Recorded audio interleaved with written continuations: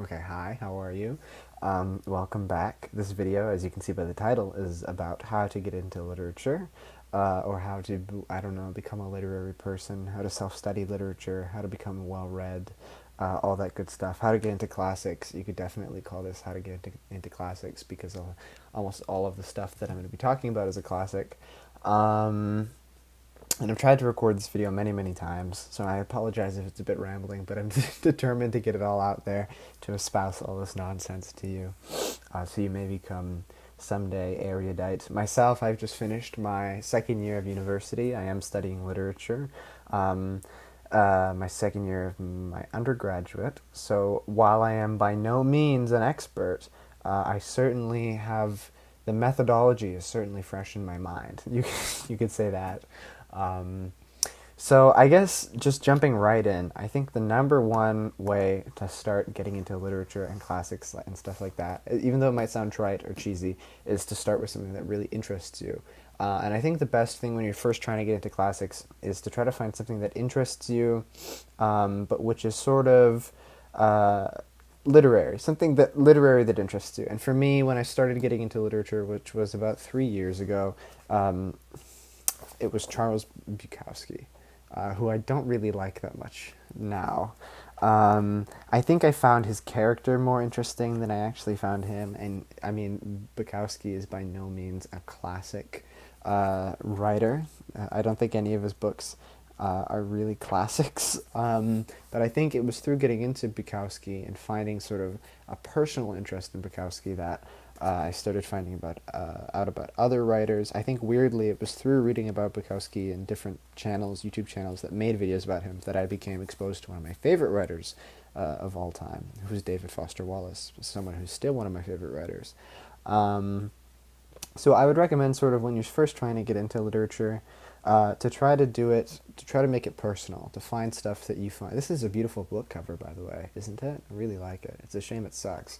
But I would recommend, trying to find something personal that you can sort of, because I think, like anything, really, if you're not having fun with it, and if you don't have sort of your own stake in it, almost, you're going to find it pretty challenging, or you're going to find it boring, or something like that. And there's probably nothing worse than finding something you're trying to get into boring. So that would be my first piece of advice, really, would be to find something that interests you, which kind of leads into my second point, which would be, okay, well, you might say, Jacob, I don't know what interests me. To which I would say, well, if you're not sure what interests you, but you do want to read more, I would recommend, and you do want to read classics, I would recommend getting an anthology. And what the anthologies are, I have them here. I don't know if I want to pick them all up at once. I guess I will, because why not? These are the Norton anthologies. These 6 books you will go through in your first year if you were studying English literature. You wouldn't read everything in them. That would be like, I think, over 5,000 pages or something. But you read a lot of it for sure.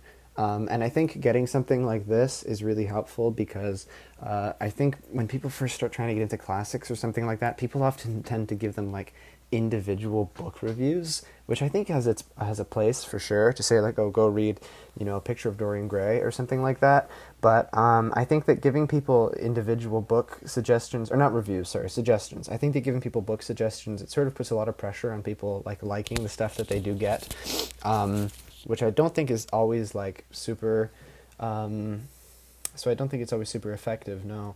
But with the anthologies, they're really cool because in the anthologies, you sort of have the opportunity to browse a whole sort of different selection of things. Like this really small, relatively small book compared to the 17th century book, or the 16th century book. This has like 1,200 pages in it, and it's got the entirety of Heart of Darkness, Mrs. Dalloway, James Joyce's The Dead, A Portrait of the Artist as a Young Man, All of the Wasteland, well, it's not that long, All of Waiting for Godot.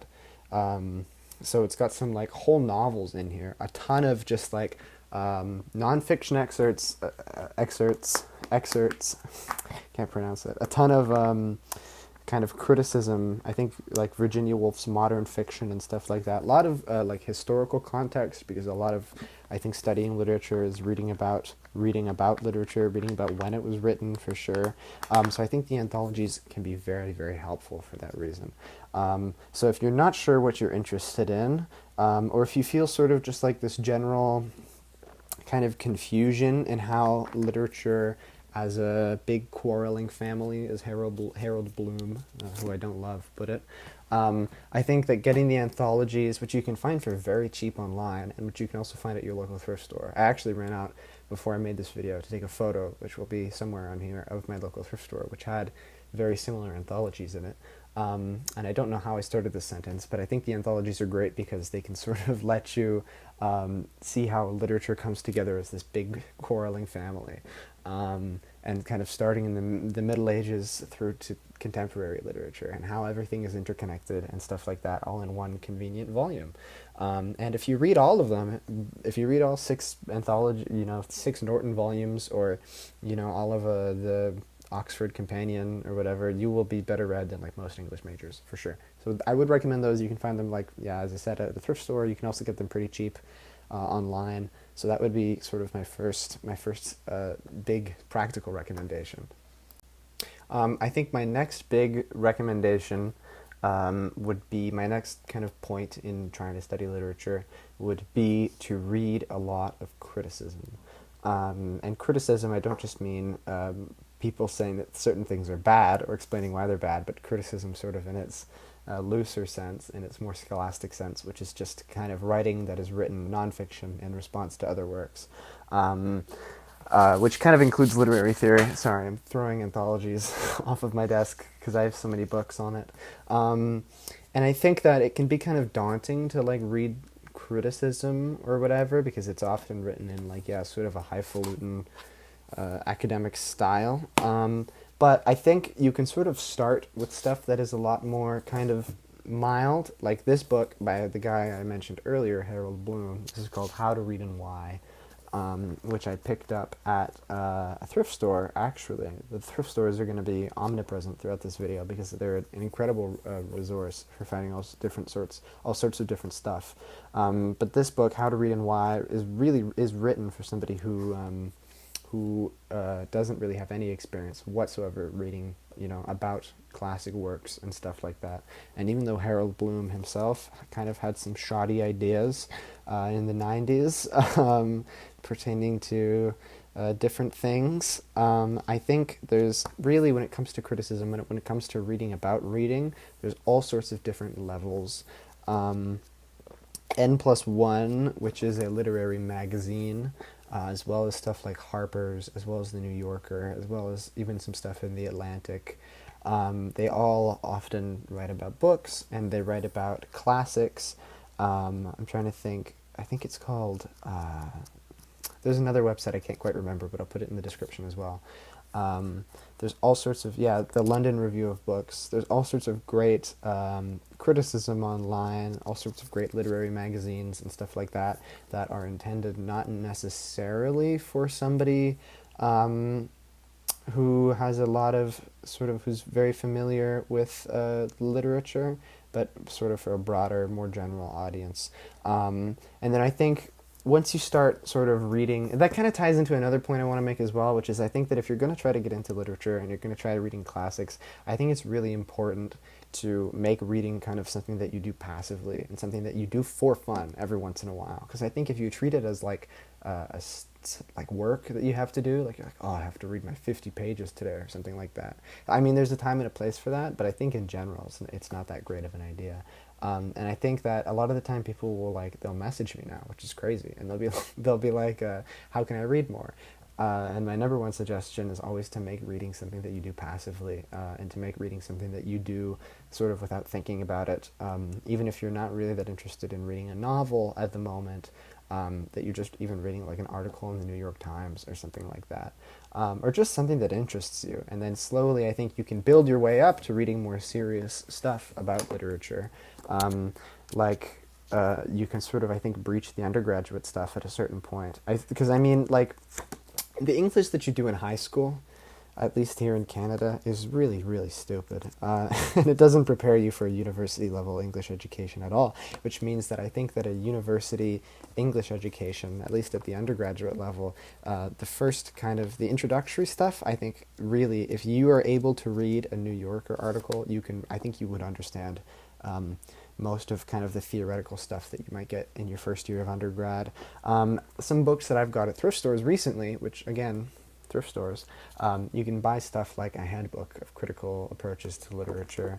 I have another one somewhere here, which is fantastic, which I would really recommend, and which has helped me monumentally. Sorry. Where is it? Okay, I found it.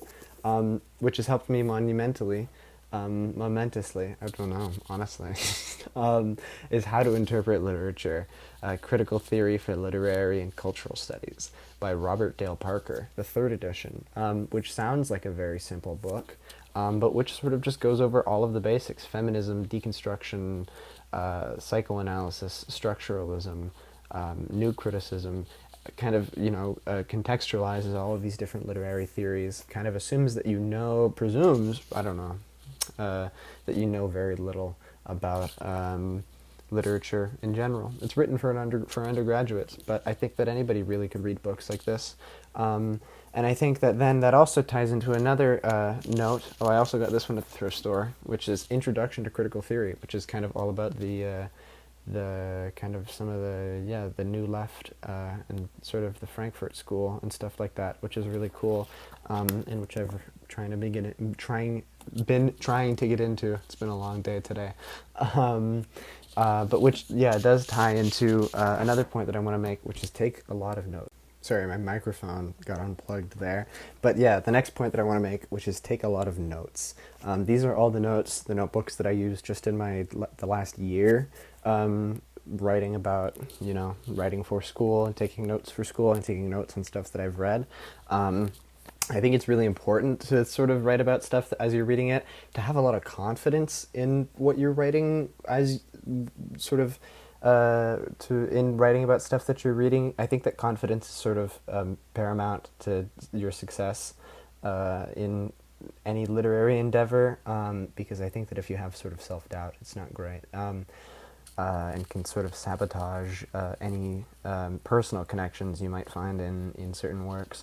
But I think that, taking notes while you read is really important, be it glosses in the margins of certain books, or be it actual, notes in a copybook or something like that, I think can really help you to think about what you're reading and stuff like that. And I know a lot of famous writers, Nabokov included, said that you cannot really read a book, you can only reread a book.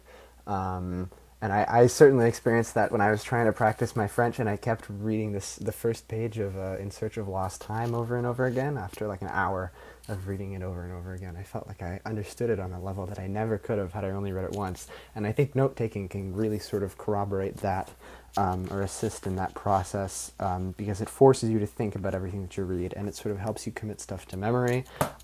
These notebooks are like, $1.50, so I would recommend those notebooks, I guess, but more so just taking notes in general, I think is really important.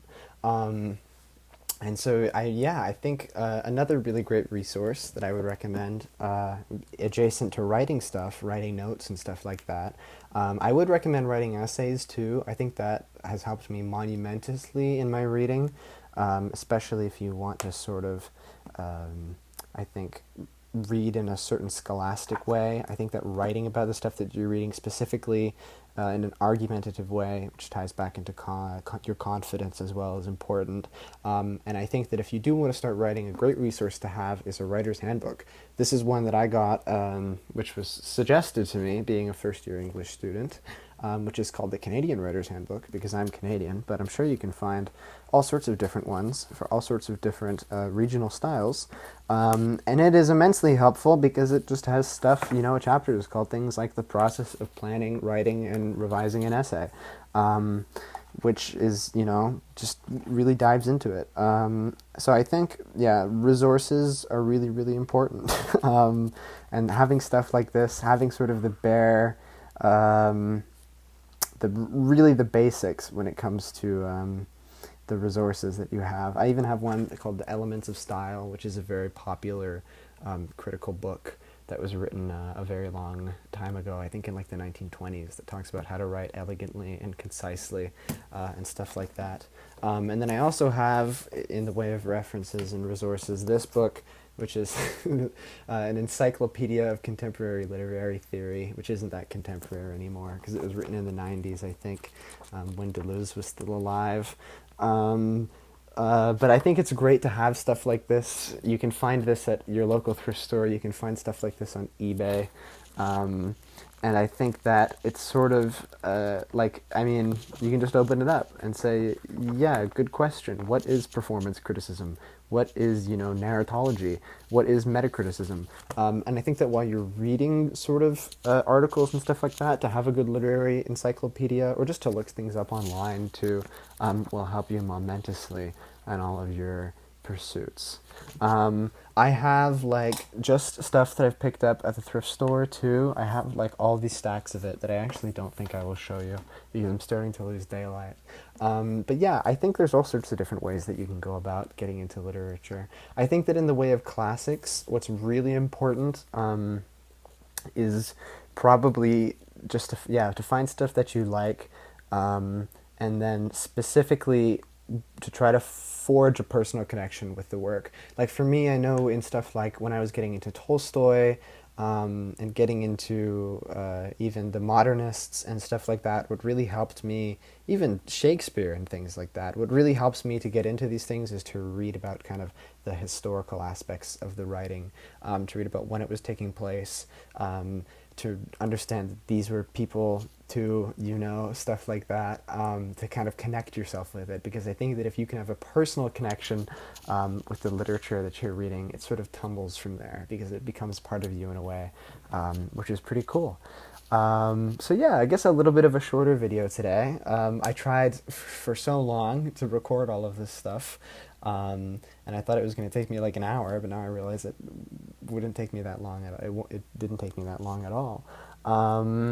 But yeah, I hope that I've been helpful in any way. If you have any questions about getting into literature or anything like that, or any video suggestions, I'd be happy to see them in the comments. I'll leave some of the resources that I talked about in the description as well. And I must beg of you, shamelessly, that you might subscribe to my Substack, because I've been posting all sorts of cool writing on there. And that's a great way to get into literature if you're interested in, Russian literature or English literature or contemporary literature or anything like that. I write about it quite often, and I happen to think I'm quite good too. So I think you should check that out for sure. But other than that, thank you for watching again, and I should have another video out next week.